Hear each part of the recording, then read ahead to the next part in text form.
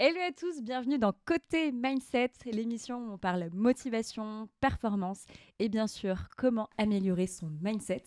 Aujourd'hui, je suis avec Victoria. Salut Victoria. Hello Camille. On est hyper content de t'avoir dans Côté Mindset. Et moi, ce que j'adore aussi chez toi, c'est que tu as beau avoir des milliers de personnes qui te suivent sur LinkedIn, tu as toujours un côté ultra zen. Et j'ai trop hâte que tu nous délivres un petit peu justement tes petits secrets. Pour démarrer, est-ce que tu peux te présenter? Eh ben ouais, je vais me présenter parce qu'au-delà d'avoir des milliers de personnes et les chevilles qui gonflent dès le début de l'émission, non, je suis Victoria Debargue, je suis solopreneur, freelance, indépendante. On choisit l'étiquette qu'on veut depuis bientôt 3 ans. Mon activité, c'est de créer des contenus pour les marques B2B et aussi pour les gens qui incarnent ces marques-là. Donc je suis rédactrice web et ghostwriter, donc c'est-à-dire que je peux aussi bien rédiger des articles de blog, des études, des livres blancs, mais aussi beaucoup de posts LinkedIn. Et quand tu parlais des abonnés, je pense que tu faisais référence à ce réseau social-là, puisque moi je suis très active sur cette plateforme, même uniquement sur cette plateforme où je crée du contenu depuis bientôt 3 ans. Trop bien. Et en plus, c'est ce que je te disais à l'époque, mais en tout cas, dans mes souvenirs, quand tu t'es lancé, aujourd'hui, on entend parler de beaucoup de ghostwriters, copywriters, etc. Mais en tout cas, à ton époque, pour moi, tu étais vraiment, en tout cas, l'une des premières que j'avais identifiées sur le sujet. Donc, c'est hyper chouette que tu nous partages ton expérience. Et l'une des choses qui me vient en premier, c'est quand on monte sa boîte ou quand on est freelance, solopreneur, etc.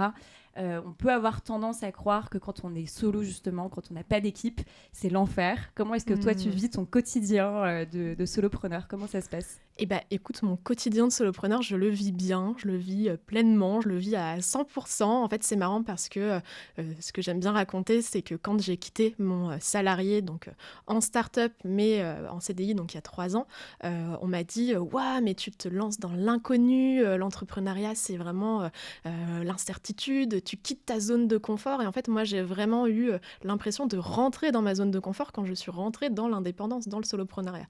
Donc finalement, en fait, moi, ma zone de confort aujourd'hui, c'est ce que je fais. Je me sens à ma place. Alors évidemment, là, ça fait très ode à l'entrepreneuriat et monde de bisounours. Il y a des hauts, il y a des bas. Mais aujourd'hui, je me sens pleinement à ma place, donc je le vis bien. Je me suis jamais sentie aussi entourée que depuis que je suis indépendante et finalement J'adore. seule derrière mon écran. Mais finalement, je suis jamais vraiment toute seule.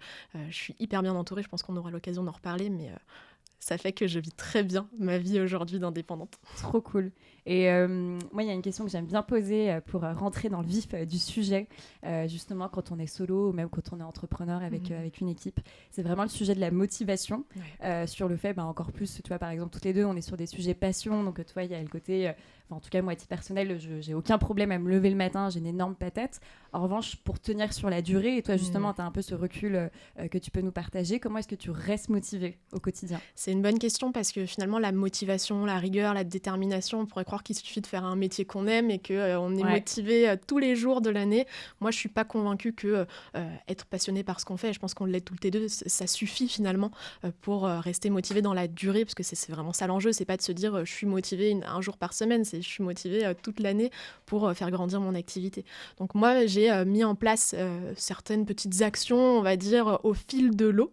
Ouais, Je t'as dirais, appris au fur et à mesure. c'est ça, pour rester vraiment motivée. Je dirais que premièrement, alors il y a quelque chose que je fais, c'est que j'ai arrêté de précrastiner. Alors c'est la petite sœur de la procrastination dont on parle beaucoup, le Ok. fait de tout de remettre à demain. Moi en fait j'ai été atteinte du syndrome inverse qui est dès que je reçois un email d'y répondre tout de suite, dès qu'un client me donne une mission de le faire tout de suite. Et en fait j'étais dans une course acharnée et en fait je me rendais compte que je m'épuisais et que Ouais, ça devenait une source de démotivation finalement. Donc pour rester motivée dans la durée, ouais. je me suis mise à arrêter de précrastiner.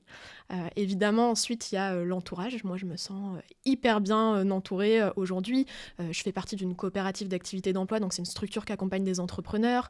Je fais partie d'un collectif de freelance qui s'appelle James Inbound, et donc on est Yes, j'ai quelques vu copains passer. freelance, voilà, c'est ça, à se réunir autour de thématiques autour de l'inbound marketing. Voilà, j'ai d'autres amis freelance avec qui j'avance au quotidien, donc l'entourage, évidemment, source de motivation. Moi, j'essaie de m'entourer de personnes qui sont moteurs plutôt que freins, et Ouais, donc de choisir son entourage, source de motivation de dingue. ok. Et puis, Qu'est-ce que je pourrais partager d'autre? Il y a aussi le fait, moi, dans mon quotidien, de pouvoir changer de lieu de travail au gré de mes envies. Alors, je ne suis pas digital nomade pour autant. Je varie les lieux de travail dans un périmètre assez restreint autour de chez moi. Mais je me rends compte que... près, je change. Entre quelques espaces de coworking, des cafés, etc., je me rends compte que j'ai besoin, toutes les semaines, tous les jours, de changer de lieu de travail, de ne pas rester entre les quatre murs de mon appartement. Je pense que c'est vraiment ça qui joue sur mon mental, sur mon mindset, pour rester motivée toute l'année. Et puis dernier point, je dirais que pour rester motivé au quotidien, il y a cette notion d'écouter ce que nous dit notre corps, et je pense que c'est même le plus important. C'est que pendant longtemps, j'ai fait l'autruche sur ce que me disait mon corps, et je me disais non mais là, il faut que je me lève tous les jours à cette heure-là, que je sois productive de telle heure à telle heure, et finalement répliquer un peu notre vie de salarié, ce qu'on faisait avant avec un rythme très cadré. Et ça m'amenait à faire l'autruche sur les signaux que m'envoyait mon corps, et un petit peu à ne pas m'écouter, ne pas écouter la fatigue qui parle. Et donc aujourd'hui, il y a quelque chose dont je parle, et parfois je me fais un petit peu on me dit mais oh là là, tu dis ça parce que tu n'as pas d'enfant. Oui, je n'ai pas d'enfant, et je dis ça parce que je n'ai pas d'enfant, mais effectivement je ne mets plus de réveil le matin. Oh là là. Donc là, tous les parents, tous les salariés ou tout le monde qui se dit qu'est-ce que c'est que ce bullshit? Non, c'est la vérité. Alors évidemment, j'ai mis un réveil ce matin pour être à l'heure pour notre émission. J'ai fait un effort, mais autrement, alors ça ne veut pas dire que je me lève à midi tous les jours. Ça veut dire que quand mon corps a décidé qu'à 7h30 il était en pleine forme et qu'il pouvait commencer la journée, et je commence la journée. Et puis si parfois c'est 9h parce que j'ai passé une nuit catastrophique, ou 9h30, et c'est cette heure-là. Et tant mieux. Et je m'impose pas comme ça de rythme effréné où finalement le corps, on lui impose, il y a des injonctions liées à ça. Moi, j'évite ça, et ça me permet vraiment de rester motivée au quotidien. Ouais, trop bien. Hyper intéressant, et je trouve ça hyper inspirant. Et en fait, finalement, c'est aussi un petit peu une organisation à avoir, de dire tes calls, par exemple clients ou autres, c'est l'après-midi, le matin. Dans tous les cas, après, ça c'est un petit peu des tips plus productivité, et d'écouter comment est-ce que toi tu fonctionnes. Mais moi, par exemple, le matin, je cale 0 rendez-vous en théorie. C'est vraiment une partie plus deep work, où je suis beaucoup plus créative, etc. Mais après, ça c'est très individuel. Et tout à l'heure, tu parlais justement d'écouter les différents signaux de son corps. Ça, je trouve que c'est déjà une super clé, et même qui peut être... que beaucoup de personnes savent, mais ne le mettent pas forcément en application. Et je sais que tu avais aussi pas mal parlé sur LinkedIn de tous les sujets, justement, un petit peu santé mentale, etc. Alors, c'est un sujet qui est pas mal dans l'air du temps. Il y a beaucoup de startups qui traitent de ce sujet aujourd'hui, entre Thiel, Mocaker, etc. Il y a pas mal d'entrepreneurs qui ont aussi levé le voile sur... le burn-out de plus en plus et tout. Comment est-ce que toi, tu prends soin justement de ta santé mentale ? Mais ouais, excellente question, parce que c'est vrai qu'on prend soin de notre corps en allant à la salle de sport, mais finalement, qu'est-ce qu'on fait pour ce qui se passe là-haut, pour le mental, pour le moral, et encore plus quand on est entrepreneur, indépendant. Faut pas oublier que notre corps, notre esprit, c'est notre outil de travail. Enfin, finalement, moi, si mon corps lâche, et surtout mon esprit, ma santé mentale, j'arriverai à être moins productive, et par conséquent, je réussirai moins dans mon activité. Donc non, prendre soin de sa santé mentale, ça s'est révélé être vital pour moi, pas dès le début de mon activité, j'ai mis un moment à le réaliser. Encore une fois, je pense que je faisais l'autruche pas mal au début de mon activité sur certains sujets. Donc au fil de l'eau, pareil, j'ai mis en place certaines actions pour vraiment prendre soin de ma santé mentale. Je pense que la première action, ça a été de trouver un sport qui me permet de prendre soin de mon cerveau. On a tendance à se dire, il faut trouver un sport pour prendre soin de son corps. Moi, avoir un corps de déesse pour le summer body de l'été, j'en ai franchement rien à foutre. Exactement, je voulais vraiment me trouver le sport qui allait me faire du bien au mental. Je l'ai trouvé il y a un peu plus d'1 an, je fais du Krav Maga, donc c'est un sport de défense qui permet de m'armer, on va dire vraiment, et de me donner des clés, et puis qui est aussi un refuge pour moi, vraiment pour couper dans ma semaine d'entrepreneur, de boulot. Bref, je retrouve énormément de choses dans ce sport-là qui est le Krav Maga. J'ai d'ailleurs eu ma ceinture jaune il n'y a pas longtemps, et là c'est road to ceinture noire, vraiment je ne lâcherai rien. Si quelqu'un m'embête, faites gaffe. Trop bien. C'est quoi, pour ceux qui connaissent moins, c'est un sport de défense en fait. C'est un sport de défense qui avait été créé par l'armée israélienne, et donc vraiment en fait le but c'est d'apprendre à se défendre en toute situation. Donc c'est pas un sport de combat dans le sens où on t'apprend pas à combattre en levant les poings, en jouant des muscles, etc. Mais on t'apprend que tu sois un homme, une femme, quelle que soit ta corpulence, ton âge, peu importe, à te défendre dans la vraie vie en toute situation. Et si on réfléchit bien, moi ça a même eu de l'impact dans ma vie personnelle, enfin professionnelle, personnelle, sur les réseaux sociaux, parce que moi j'ai un peu de mal à me dire comment je me défends sur les réseaux, et d'apprendre à me défendre dans la vraie vie, ça a aussi eu cet impact là sur d'autres actions de mon quotidien, et plus largement vraiment sur ma santé mentale. Donc premièrement, ça a été vraiment pour prendre soin de ma santé mentale de trouver un sport qui était un échappatoire et qui me faisait vraiment du bien là-haut, quoi, ce qui se passe dans la tête. Trop bien. Et au-delà de ça, j'ai continué à mettre en place d'autres actions. Ça s'est surtout révélé pendant le confinement. Je me suis rendu compte que toutes mes activités, on va dire, en dehors du travail, étaient liées aux écrans, souvent. Je passe ma journée derrière mon ordinateur. Je crée du contenu, je suis derrière mon ordinateur. Quand je crée pas du contenu, je suis sur mon téléphone à scroller. Et puis après, le soir, je me mets une série sur Netflix. Et finalement, je me suis rendu compte que les écrans, c'était vraiment too much et il fallait couper. Donc, je me suis trouvé des activités qui me permettent de couper avec les écrans, couper avec les notifications et vraiment... apprendre à déconnecter. Donc, je marche tous les jours. Ça peut paraître tout bête, mais vraiment, pour prendre soin de sa santé mentale, moi, je pense que ça commence par là. Exactement. La je marche, crois qu'il y a des études tous les en jours. plus qui Exactement. disaient l'impact que ça soit sur l'esprit, le mental, le bien-être de marcher tous les jours. Je crois que tu avais un reportage sur Arte notamment. Et hyper... et ça, c'est vraiment... Et facile en plus, parce que... T'as besoin de rien, quoi, à part de tes jambes, j'ai envie de te dire. Donc, vraiment, la marche, pour moi, ça a été un peu salvateur pour la santé mentale. Et après, d'autres activités, ça va faire un petit peu Gertrude, 75 ans, maison de retraite. Mais moi, j'adore les puzzles, par exemple. Donc, quand j'ai envie de déconnecter, de couper, je me fais un petit puzzle pépouze à la maison. Et voilà. Et ça contribue finalement à prendre soin, à relâcher la pression, à déconnecter. Donc ça, c'est des activités que j'ai pu mettre en place. Dans ma vie d'entrepreneur, tous les ans, je fais aussi de l'hypnose. Donc, je fais aussi un atelier collectif d'hypnose pour, en début d'année. Donc ça, c'est souvent au mois de janvier, pour faire les bases de l'année qui s'est écoulée, réfléchir au moment présent et préparer l'année à venir. Et finalement, parce qu'en début d'année, on a tendance à planifier ses objectifs, les OKR, les plans de 90 jours, etc., les résolutions, toutes ces choses qui sont très conscientisées finalement. Et moi, je me rends compte que j'ai besoin de faire ces actions-là, mais de façon un peu plus inconsciente, pour laisser parler un peu ce qu'il y a dans la tête et ce qu'on, finalement, on essaie d'enterrer toute l'année. Donc finalement, c'est aussi libérateur pour ma santé mentale de faire ce genre de pratique, qui est un petit peu alternative, on va dire, qui n'est pas courante. Mais moi, ça m'a aidée. Et puis voilà, plein de petites actions comme ça qui m'aident au quotidien à prendre soin de ma santé mentale. Trop cool. Écoute, ce que j'aime bien, c'est que c'est hyper concret, que ça soit justement entre le Krav Maga, la déconnexion, le fait d'aller marcher tous les jours, même faire des puzzles, etc. C'est vraiment d'identifier des espèces de bulles qui en tout cas vont permettre justement de prendre soin de son esprit, mais qui vont prendre soin aussi vraiment de ce côté un peu bien-être et de ne pas prendre uniquement soin de son corps à travers un sport où on est plus pour se muscler, mais on vient justement être plus dans une dynamique de bien-être pour la santé mentale. Et on a parlé du coup santé physique, santé mentale. Une fois, tu as parlé plus de prendre soin de son cerveau, mais alors plus comment muscler son cerveau, ce qui est pas exactement la même chose que la santé mentale, où on est plus dans une dynamique de bien-être. Est-ce que tu peux m'en dire plus? C'est quoi est-ce que je définis bien ce que tu avais en tête dans un post que j'avais vu passer? Tout à fait, j'avais parlé dans un post LinkedIn de brain care. Alors, le brain care, donc ça s'ancre dans une dynamique beaucoup plus large qui est celle du care. Donc la dynamique du care, ça date des années 80. C'est une psychologue qui s'appelle, je crois, Carol Gilligan, qui avait étudié ce mécanisme en fait de prendre soin d'eux. Et ça s'est révélé ultra présent pendant la crise du Covid. De prendre soin des autres, c'était devenu une urgence nationale. Et puis après, quand on creuse un petit peu, il y a la tendance du self-care, donc prendre soin de soi, qui est aussi en pleine expansion aujourd'hui. On se rend compte que si on prend pas soin de soi, ça commence par nous, notre corps, notre esprit, donc le self-care s'est développé. Et puis à l'intérieur de cette bulle du self-care, moi je me suis intéressée à quelque chose de beaucoup plus ciblé, qui est le brain care finalement. Comment on prend soin de soi, mais vraiment dans le cerveau, quoi. Comment on bichonne son cerveau, comment on en prend soin au quotidien. Et donc j'ai réfléchi à quelques petites actions que j'avais pu mettre en place pareil récemment, et je m'étais dit je vais faire un petit compte rendu sur LinkedIn de mes dernières actions en termes de brain care pour prendre soin de mon cerveau. Et donc j'en avais listé 4 si je dis pas de bêtises. Alors les 4 actions pour prendre soin de son cerveau selon Victoria de Barque, c'est parti. Oui, ou en tout cas ce que moi j'ai pu mettre en pratique et ce qui m'a aidée, évidemment il en existe plein pour prendre soin de son cerveau.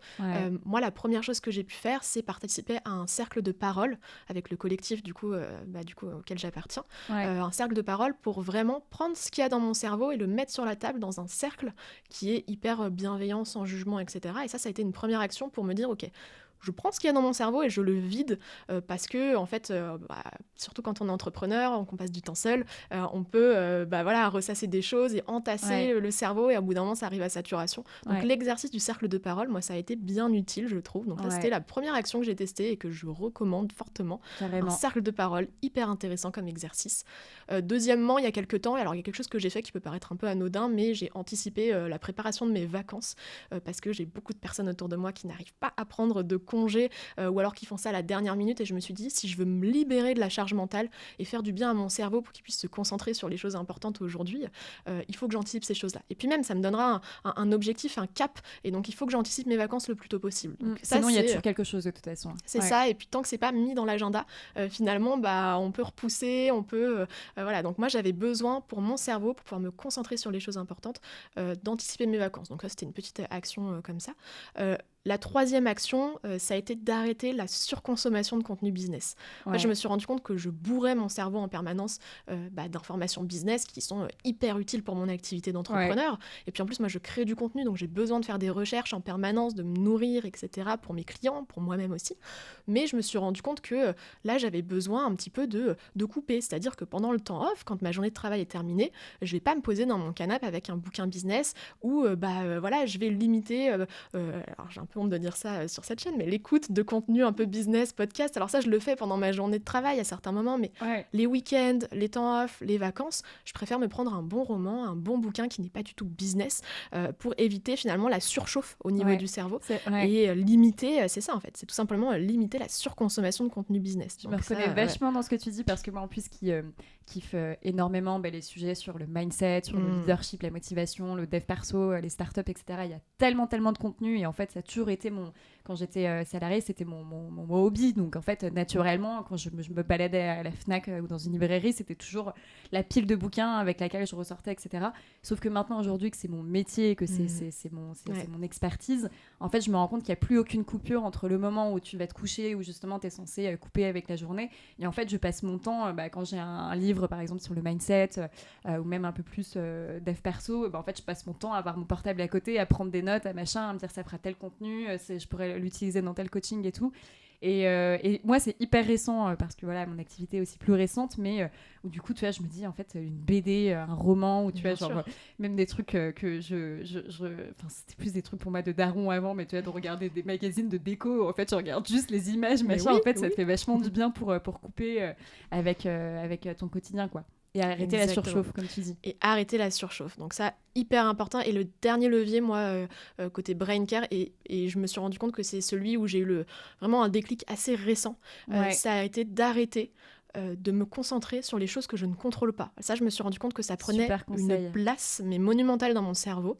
Et que plutôt que me concentrer sur des choses que je contrôle, j'avais tendance à me concentrer sur des choses que je contrôle pas. Typiquement, je pense qu'il y a 1 milliard d'entreprises... Enfin, je viens d'inventer cette statistique, donc n'allez pas me demander la source, mais façon de parler, je pense qu'il y a... voilà, c'est ça. Source moi-même, je pense qu'il y a une multitude d'entrepreneurs qui connaissent cette situation, des impayés, d'un client qui ne paye pas ou qui tarde à payer. Et moi, j'avais, en l'occurrence, eu la situation il n'y a pas très longtemps, et je me prenais la tête, mais vraiment, je ressassais cette histoire en me disant, mais quand est-ce qu'il va me payer et je comprenais, et ça prenait du temps, et donc voilà, il y avait les échanges et tout. Et en fait, je me suis rendu compte, à un moment donné, je me suis dit, mais est-ce que je peux appuyer sur le bouton à la place du client pour payer ma propre facture ? La réponse est évidemment non.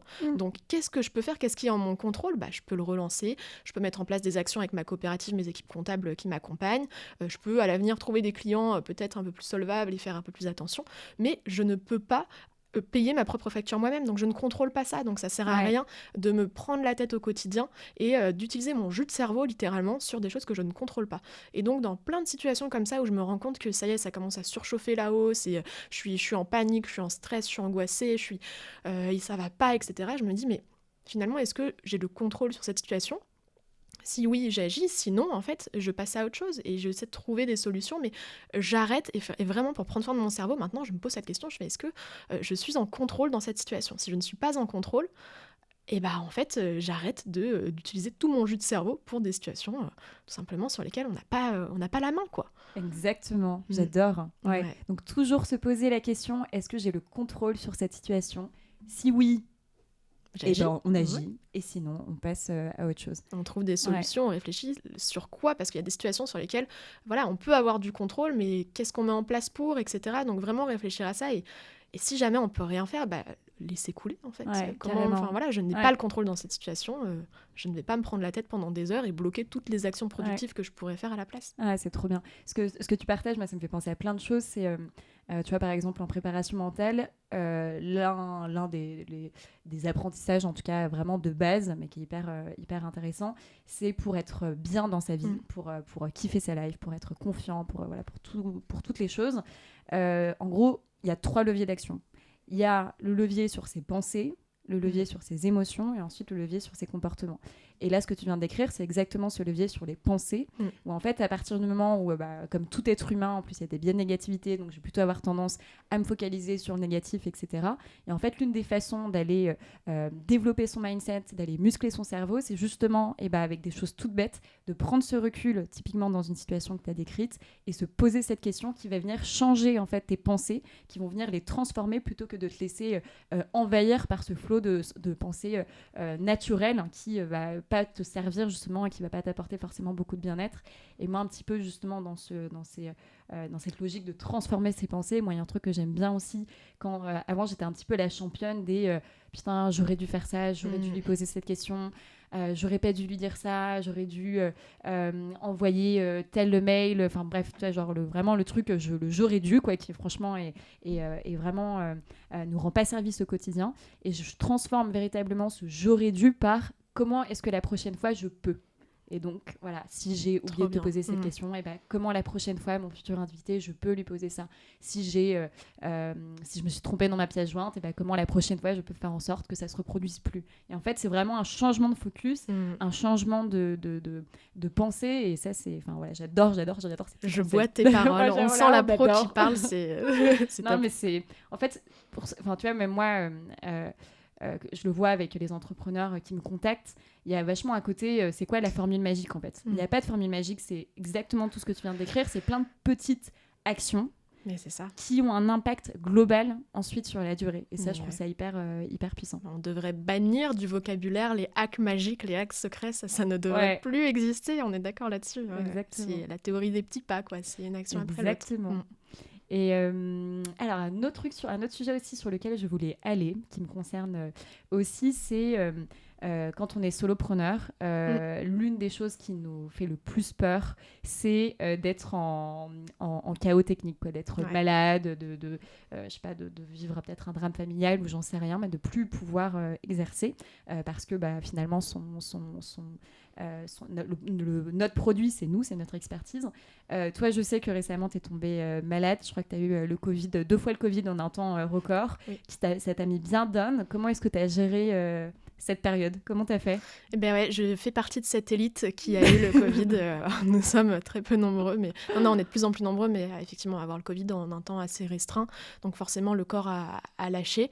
C'était quoi? Il y a eu 6 semaines entre tes... Il y a eu 1 mois et demi, effectivement, c'est ça. Ouais, je paraphrase. Mais il y a eu 6 semaines entre voilà, les 2 contaminations, on va dire. Donc, c'est pas quelque chose qu'on peut prévoir. C'est pas quelque chose que j'avais déjà eu à gérer. Moi, mon corps s'est jamais aussi bien porté que depuis que je suis entrepreneur, donc j'avais tendance à tomber pas mal malade avant pour plein de raisons. Et en fait, depuis que je suis indépendante, je me suis rendu compte que ça avait eu aussi un impact sur mon corps. Donc jusqu'à assez récemment, tout allait bien. Et puis un jour, voilà, le Covid une première fois, le Covid une deuxième fois. Donc c'est vrai que par rapport à notre activité, au mental, c'est une transformation du jour au lendemain. Et je pense déjà que donc, toutes les actions que j'ai pu partager avant, le fait de prendre soin de ma santé mentale au quotidien, c'est là qu'on peut voir de l'impact dans ces moments où le corps lâche. Parce que littéralement, quand le corps lâche, c'est le mental qui prend le relais. Et concrètement, moi, ce que j'ai dû faire pendant ces périodes-là qui n'étaient pas évidentes, ça a été de me chouchouter, de vraiment faire attention à pas tomber dans un cercle vicieux de « oh là là, mais c'est la panique, mais tous mes clients vont arrêter de travailler avec moi du jour au lendemain ». Puis pareil, des choses que je ne contrôlais pas, en fait, de me prendre la tête dessus, et plutôt utiliser mon énergie à relativiser, à positiver, à faire confiance à mon corps pour qu'il aille mieux, en me disant que ça va aller mieux, donc ça ira mieux. Et puis en attendant, ne pas dramatiser, ne pas être pessimiste au quotidien, donc vraiment prendre soin de mon mental. Et je pense que c'est un exercice dans la durée qui permet de porter ses fruits le jour où effectivement le corps lâche et le mental doit prendre le relais. Donc de mettre en place des petites actions au quotidien, ça permet d'anticiper ces périodes-là qui ne sont pas évidentes à gérer. Et puis après, dans l'après, on se rend compte qu'effectivement, ça a été bénéfique. Enfin, moi, je m'en suis rendu compte. Non, tous mes clients n'ont pas arrêté de travailler avec moi. Non, mon corps n'a pas lâché indéfiniment. Donc heureusement qu'il y a eu le mental qui a duré et qui m'a permis vraiment de tenir et voilà, et de me remettre sur pied tout simplement.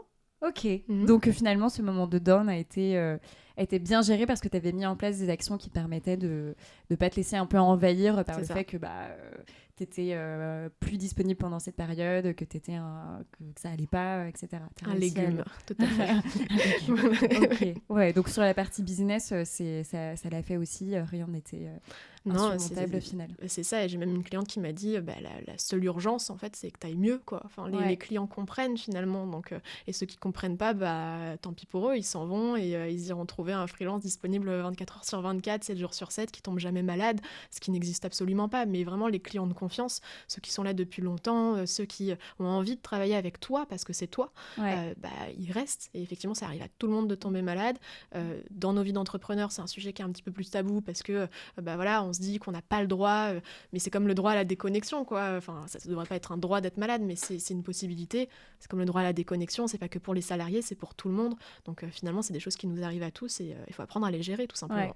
Et surtout, tu te rends compte qu'après, le monde n'a pas arrêté de tourner pour autant. Et bien sûr, le monde continue de tourner sans nous, même si on est au fond du lit, donc on relativise aussi là-dessus. Ça permet aussi de se remettre un peu les pieds sur terre. Voilà, c'est pas parce que je publie pas sur LinkedIn pendant une semaine et demie que ça y est, je me faire ban.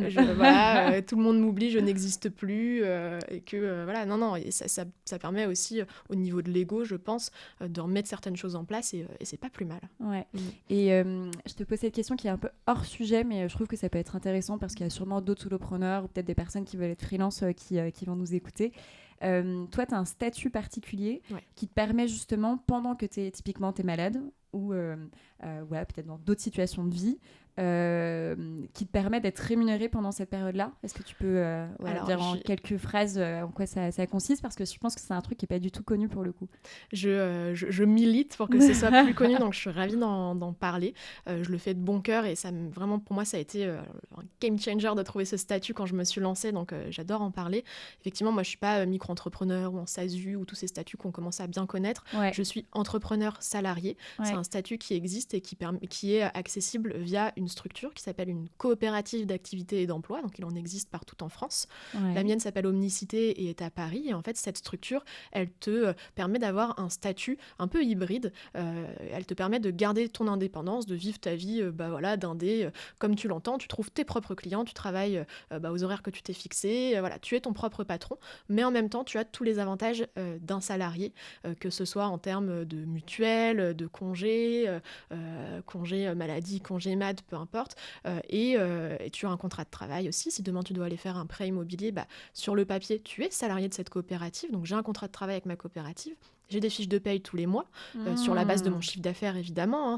Mon argent vient de la sueur de mon front, donc voilà, c'est comme ça que ça se passe. Mais concrètement, c'est un statut qui te permet d'avoir les mêmes avantages qu'un salarié en gardant ta liberté d'indépendant. Donc, effectivement, quand tu es malade, tu as un arrêt maladie, la Sécu et compagnie, et donc comme un salarié qui est en arrêt et qui finalement est dédommagé, on va dire, par l'assurance maladie pendant cette période-là, c'est le même système. Et donc, ça m'a permis aussi d'être un peu plus sereine quand il y a ces périodes de maladie qui arrivent, puisque je suis protégée.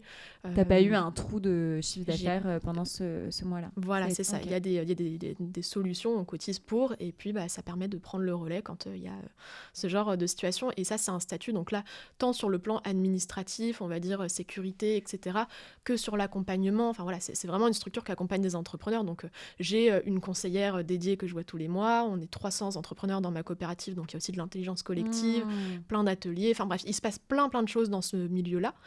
Et pour moi, ça a été un vrai tremplin pour me lancer. Et honnêtement, si j'avais pas eu connaissance de ce statut et des coopératives d'activité et d'emploi, je suis pas sûre que je me serais tournée vers finalement le statut de micro-entrepreneur ou un autre. Donc c'est vraiment ce qui m'a permis ma rampe de lancement. Et j'y suis toujours après 3 ans finalement. Ouais, parce qu'on pourrait se dire on l'utilise au début et ensuite... C'est ça, mais sauf que voilà, l'accompagnement peut se faire sur la durée. Et c'est un autre type d'accompagnement parce que c'est d'autres types de problématiques qui se posent après 2-3 ans d'activité. Mais c'est une structure qui reste là. Voilà, moi, et dans la mienne, voilà, il y a des personnes qui sont là depuis 10 ans, 15 ans. Donc ça existe depuis longtemps finalement. Mais c'est vrai qu'en termes de communication, là, ils commencent à mettre les bouchées doubles parce qu'on entend beaucoup parler de portage salarial. Ça, c'est une autre alternative. C'est assez similaire sur le papier, mais je dirais qu'en coopérative, il y a cet aspect peut-être un peu plus humain, lié à l'accompagnement, d'être entouré, etc. Donc sur le papier, ça peut ressembler, mais ouais, moi, ce statut-là, gros kiff, quoi, gros coup de cœur, j'adore en parler.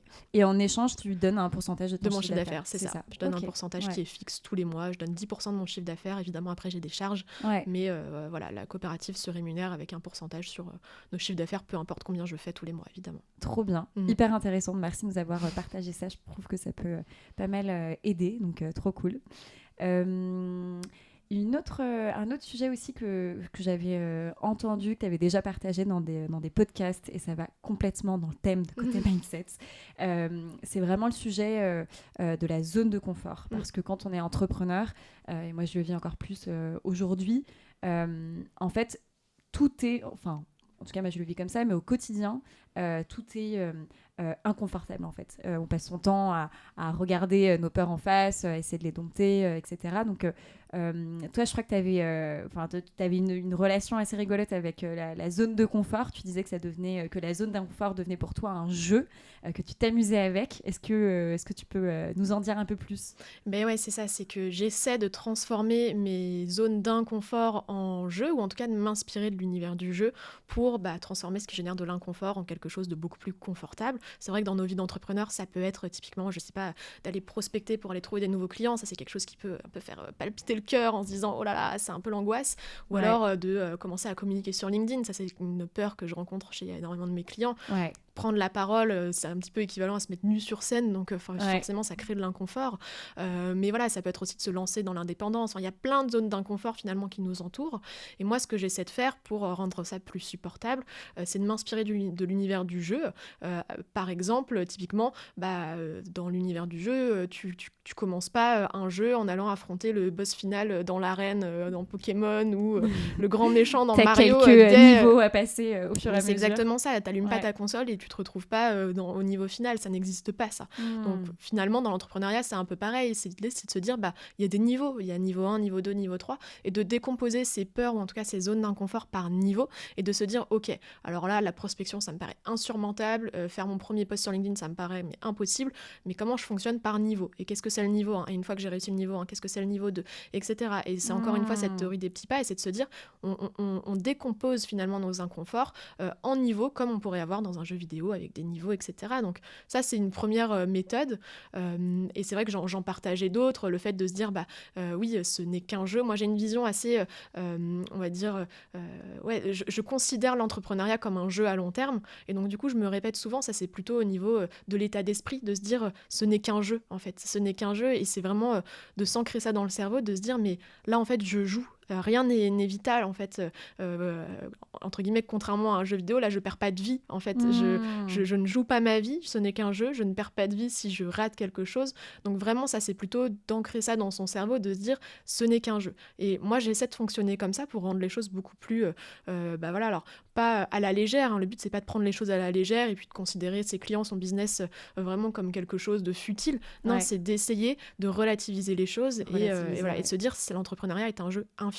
Donc en fait, on n'est pas là dans un jeu fini où une fois que tu as fini ta partie, tu jettes le jeu et t'en achètes un autre. C'est un jeu infini pour moi. Donc vraiment, j'essaie d'ancrer un petit peu toutes ces choses-là qui peuvent faire écho au jeu pour transformer mes inconforts, relativiser.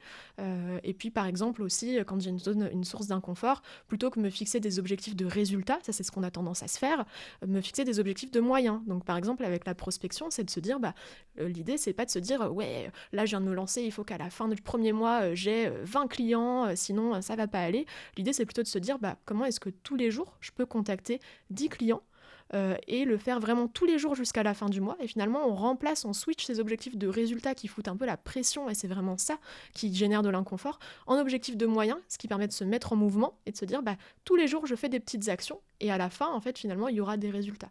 Mais c'est un peu de transformer aussi la vision qu'on a de ces objectifs pour transformer ces inconforts. Voilà, ça, c'est plein de petites choses que j'essaie d'appliquer au quotidien. Je dis pas que c'est magique, c'est pas un hack secret, encore une fois, c'est pas facile, mais c'est ce que j'essaie de faire pour limiter les inconforts. Ouais, et en fait, tout est une question de progressivement justement muscler son mindset, d'être justement dans ce changement d'état d'esprit. Et moi, ce que j'aime beaucoup justement dans ce côté un peu gamifié de la zone d'inconfort ou de l'entrepreneuriat, c'est de se dire, il faut pas oublier que si on le fait, c'est pour kiffer, quoi. Enfin, à un moment donné, il y a un petit peu ce truc où tu sens, même en start-up ou plein d'autres, qu'à un moment donné, tu es un peu prisonnier de ta boîte, etc. Alors qu'en fait, à l'origine, pourquoi est-ce que tu fais ça? Et essayer de te reconnecter justement à la raison, ce qui vient de tes tripes, à pourquoi est-ce que tu t'es lancé, etc. Et très souvent, après, il y a plein de valeurs qui peuvent ressortir, la liberté ou autre. Mais je pense qu'au fond, ce qu'on a tous, au fond de nous, c'est d'être dans ce kiff, en fait, de kiffer ce qu'on fait et de ne pas le perdre au quotidien, parce que sinon, on se laisse un petit peu happer par le reste et on se sent complètement prisonnier, quoi. C'est donc, ça. La kiffance. La kiffance. Voilà. Le mot de la fin. Non, je rigole, pour résumer. Mais écoute, en vrai, on arrive progressivement à la fin. Donc, tu vois, ma question d'après, c'était justement pour conclure, s'il y avait un point ou une clé, en tout cas, qui, toi, a changé ta vie en termes de mindset. On en a abordé plein et hyper concrète. Et vraiment, je te remercie. Si tu devais en recommander une à des entrepreneurs qui nous écouteraient, ce serait laquelle ? Écoute, alors ce qui a dû changer, je pense, ma vie entrepreneuriale, en tout cas, c'est le jour où j'ai réalisé que j'avais le temps. En fait, ça paraît tout bête comme conseil, mais c'est que quand je me suis lancée, en fait, j'étais vraiment dans une course effrénée, pareil, en me disant, ouais, peut-être qu'avant 30 ans, je vais péter le million, et puis c'est la course aux chiffres, etc. Et en fait, le jour où j'ai réalisé que mon jeu entrepreneurial, c'était pas ça, c'est pas ça qui me faisait kiffer, c'est que j'ai le temps de grandir, j'ai le temps de fonctionner étape par étape. Et le jour où j'ai réalisé ça, et j'ai arrêté de me mettre la pression sur il faut que je fasse ci, il faut que je fasse ça, c'est le moment où j'ai eu ce switch, on va dire, au niveau du mindset, ça a vraiment tout changé. Et en fait, aujourd'hui, de remettre le plaisir, c'est ce que tu disais, au centre vraiment du parcours entrepreneurial, moi, c'est ce qui m'aide vraiment à avancer, à tenir, et puis voilà, ne pas être pressé de grandir trop vite. Ça, c'est quelque chose, je me suis rendu compte que c'est pas parce que, voilà, alors oui, je me suis lancée avant 25 ans, mais voilà, si j'y arrive pas à faire tout ce que je veux faire tout de suite, c'est pas grave, peut-être que j'y arriverai dans 5 ans, dans 10 ans, dans 15 ans, mais j'ai le temps, en fait. J'ai cette conscience-là du temps en me disant, je suis dans l'entrepreneuriat pour un moment, et donc je ne suis pas pressée de brûler les étapes. Et vraiment, cette notion de brûler les étapes, pour moi, elle est essentielle. Le jour où j'ai réalisé qu'il fallait que j'arrête de vouloir brûler les étapes, ça a été vraiment le game changer de ma vie entrepreneuriale. Donc, au niveau du mindset, ouais, c'est ça, de prendre le temps de faire les choses, de suivre mon chemin et pas un chemin dicté par les autres. C'est ce qu'on se disait en off tout à l'heure. J'ai commencé par faire, au début, je me disais, il faut que je fasse de l'opérationnel, donc de la rédaction, après de la stratégie, après que je devienne coach, après que je fasse des formations. Mais en fait, c'est pas ça, un chemin linéaire imposé par la société ou je sais pas quoi. Non, ça, c'est pas ça la vie, en fait. Tu fais ce qui te plaît. Et finalement, voilà, moi, j'ai écrit les propres règles du jeu. Je les suis, grand bien me fasse, je les suis parce que ça me fait plaisir. Et puis, j'arrête de vouloir brûler les étapes. Donc, le jour où j'ai pris conscience de ça, vraiment, ça a changé le mindset. C'est trop bien. Tu vois, même moi, j'étais en mode, waouh, mais grave. Non, mais c'est tellement, tellement vrai parce que tout le monde, entrepreneur et je pense un peu tout statut, dit que la ressource qui leur manque le plus, c'est le temps. Donc déjà, je trouve que se dire, avoir une espèce de switch en se disant j'ai le temps, je trouve ça déjà dingue. Mais surtout, c'est que ça va encore plus loin. Dans le sens où encore plus avec tu vois, LinkedIn, TikTok, enfin bref, exactement.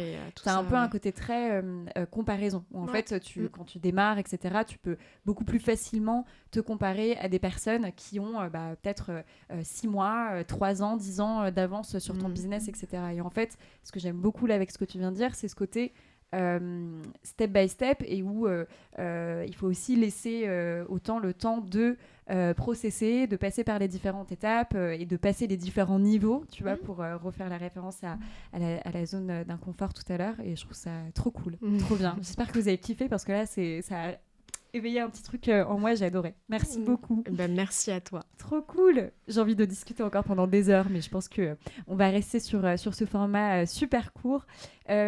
Victoria, où est-ce qu'on peut te retrouver? Alors, le meilleur endroit pour me retrouver, c'est sur LinkedIn, Victoria Debargue.